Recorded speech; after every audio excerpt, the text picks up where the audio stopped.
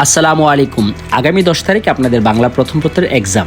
গল্প এবং কবিতা থেকে কোন কোন টপিকগুলো পড়তে হবে, জ্ঞানমূলক কোয়েশ্চেনের জন্য কী কী পড়তে হবে, অনুধাবনমূলক কোয়েশ্চেনের জন্য কী কী পড়তে হবে, 3 এবং 4 মার্কসে কোন কোন টপিক থেকে কোয়েশ্চেন আসে, এগুলো আমরা সুন্দর করে সাজিয়ে দিয়েছি। এগুলো ভালো করে ফলো করলে সব কমন পড়বে ইনশাআল্লাহ।